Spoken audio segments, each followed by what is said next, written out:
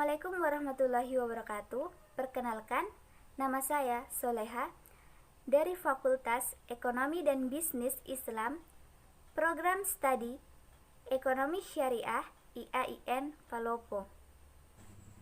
Di sini saya akan menjelaskan sedikit tentang sumber daya yang dikelola oleh manajer.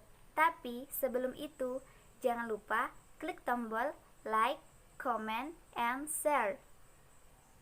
Kegiatan manajemen sangat diperlukan untuk mengoordinasikan pengelolaan berbagai sumber daya organisasi suatu perusahaan agar dapat menunjang tercapainya tujuan dengan hasil akhir perusahaan secara efektif dan efisien. Apa yang ingin dicapai oleh perusahaan melalui sumber daya yang dimilikinya? Yang pertama, market standing. Manajer akan berupaya mengelola sumber daya organisasi perusahaan sedemikian rupa sehingga produk yang mereka hasilkan dapat memuaskan kebutuhan dan keinginan pelanggan. Yang kedua, innovation. Kemampuan yang dimiliki sumber daya manusia perusahaan untuk menjadikan ide usaha yang mereka miliki menjadi kenyataan. Yang ketiga, physical and financial research. Salah satu sumber keunggulan bersaing perusahaan adalah kepemimpinan biaya. Keempat, profitability. Perusahaan melakukan pengelolaan sumber daya organisasi dengan tujuan agar perusahaan memperoleh profit.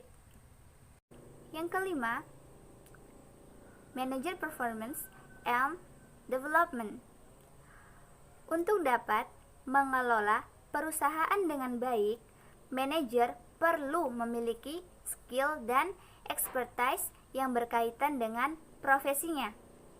Yang keenam, worker performance and attitude. Salah satu hal penting yang harus diketahui oleh perusahaan selain masalah karyawan adalah 1. Sikap karyawan terhadap pekerjaan. Yang kedua, sikap karyawan terhadap perusahaan. Yang ketujuh, public responsibility. Sumber daya organisasi dalam kerangka pelaksanaan usaha harus memiliki tanggung jawab sosial, di mana suatu perusahaan bisa dikatakan memiliki keunggulan dalam bersaing. Perusahaan dikatakan memiliki keunggulan bersaing yang berkelanjutan apabila perusahaan mampu mempertahankan profitabilitasnya di atas profitabilitas rata-rata industri selama bertahun-tahun. Keunggulan perusahaan bersumber dari dua hal. Yang pertama, kepemimpinan biaya, dan yang kedua, diferensiasi. Apa saja klasifikasi sumber daya organisasi? Klasifikasi sumber daya organisasi terbagi dua, yaitu 1. Aset berwujud. Aset berwujud adalah aset atau sumber daya yang dimiliki perusahaan yang dapat dilihat secara langsung. 2. Aset tak berwujud. Aset tak berwujud adalah sumber daya non-fisik yang diciptakan perusahaan dan para karyawan. Apa saja klasifikasi sumber daya? Klasifikasi sumber daya terbagi menjadi 7. Yang pertama, uang. Terdiri dari 1. Kemampuan karyawan. 2. Kemampuan sistem informasi. Ketiga, prosedur organisasi yang akan memungkinkan karyawan memiliki dan inisiatif dalam bekerja. Yang kedua, uang. Hampir tidak ada satupun usaha yang dapat dijalankan tanpa adanya uang. 3. Bahan.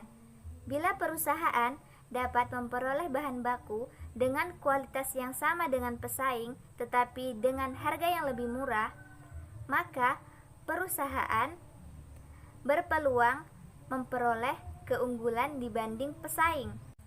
4. Teknologi. Teknologi merupakan pemicu terjadinya perubahan. Yang kelima, mesin. Mesin berproduktivitas tinggi akan mengakibatkan biaya per unit lebih kecil. Yang keenam, pasar. Kelangsungan hidup perusahaan akan terus berjalan selama produknya diterima oleh pasar. Yang ketujuh, informasi. Perusahaan saat ini berupaya mengolah dan mendayagunakan informasi untuk membangun peluang yang menguntungkan dengan pelanggan potensial. Itulah tadi sedikit materi sumber daya yang dikelola oleh manajer. Terima kasih. Kurang dan lebihnya mohon dimaafkan. Wassalamualaikum warahmatullahi wabarakatuh.